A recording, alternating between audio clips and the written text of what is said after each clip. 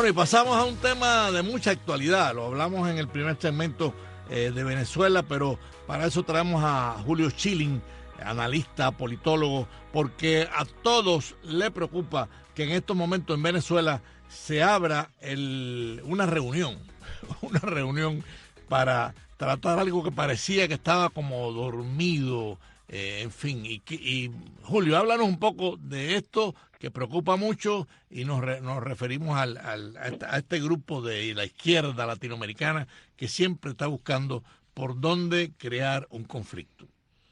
Cómo no, y encantado, Alberto y Exilda, de estar con ustedes.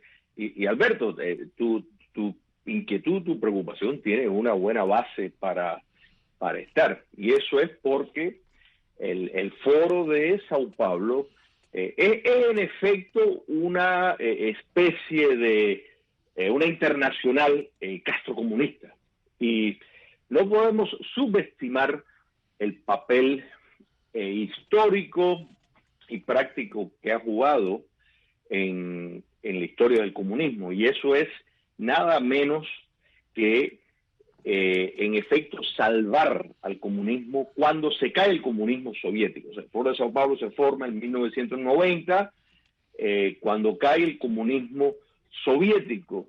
En ese momento el comunismo pues tiene una mutación, o sea, el Foro de Sao Paulo, un invento del dictador Fidel Castro, pues reorganizó y reformuló la izquierda radical y la metodología para llegar al poder. Podemos ver, por ejemplo, en la propia Cuba comunista, en la década de los 90, pues la reformulación de su modelo económico. En otras palabras, se abren las puertas con límites, por supuesto, a inversión extranjera, se acepta dólares, hay un abandono del modelo existente y se modifica ya con una nueva visión. En la década de los 90, a raíz de todo lo que se acordó en el Foro de Sao Paulo, porque esto no es, y habría que hacer un paréntesis, solo lo que se va a ver, por ejemplo, entre hoy y el 28 en Caracas, estos encuentros anuales, que ya este es el número 25, que parece como una versión de concierto de rock de la ultraizquierda. No. Eso es la pantalla, eso es la imagen que proyectan, que sin duda es un campo fértil para la inteligencia castrista, pues naturalmente reclutar y todo eso, pero más allá de eso, en todo momento, los 365 días del año, el centro de mando está en La Habana y desde ahí se coordina con todos los movimientos, en el caso de cuando son movimientos, ya en el caso que son formados partidos dentro del gobierno, como en el caso de Venezuela, de Nicaragua, de Bolivia, directamente pues ya entonces tienen mecanismos para orientar y preservar el poder. Esto, o sea, el resultado del modelo dictatorial que se formuló en el Foro de Sao Paulo, Venezuela fue su primer ejemplo y que sigue en pie, lamentablemente, todavía. Y eso es una variación de lo que hizo Salvador Allende, excepto, y esto se trabajó en la década de los 90, de defenestrar las Fuerzas Armadas, que fueron la institución que por lo general exitosamente enfrentaron la guerra del comunismo internacional contra las democracias en América Latina. Y si miramos la hoja de expediente, si miramos los resultados de 1959 a 1990, vemos que el único caso del comunismo en el continente americano que sobrevivió fue Cuba comunista. Todos fueron revertidos. Eso es muy diferente el cuadro cuando miramos a partir de el Foro de Sao Paulo, porque representa el Foro de Sao Paulo la reformulación de ese modelo dictatorial y el modo de llegar al poder que existe hasta este momento.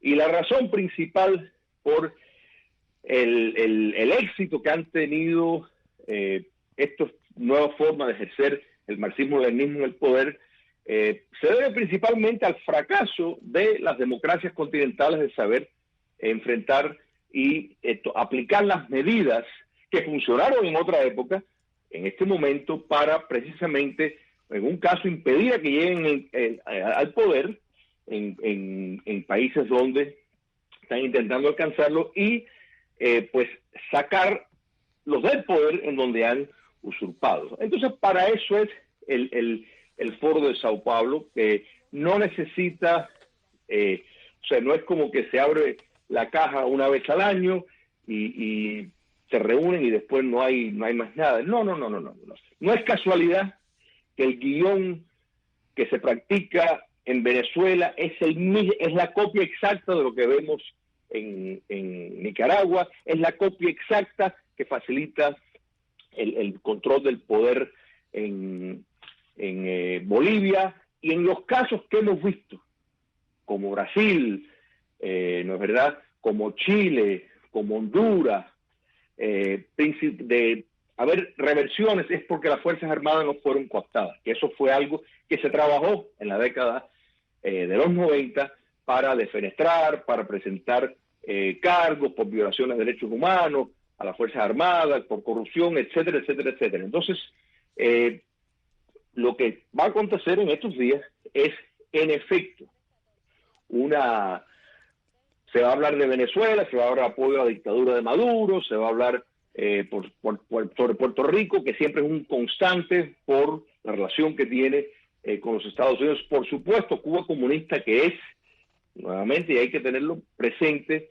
el actor que rescató el comunismo internacional y el centro de mando, el que da las órdenes, la nueva Unión Soviética, en el sentido de su papel de dirigencia que tiene. Oye, Chilin, yo quería hacerte una pregunta, porque obviamente hay un debilitamiento del Foro de Sao Paulo. ¿Tú lo ves así con la caída de Lula, de Kirchner, de Chávez, de Correa, o sigue siendo pujante o más pujante el Foro de Lima? ¿Cómo tú ves esa correlación de fuerza?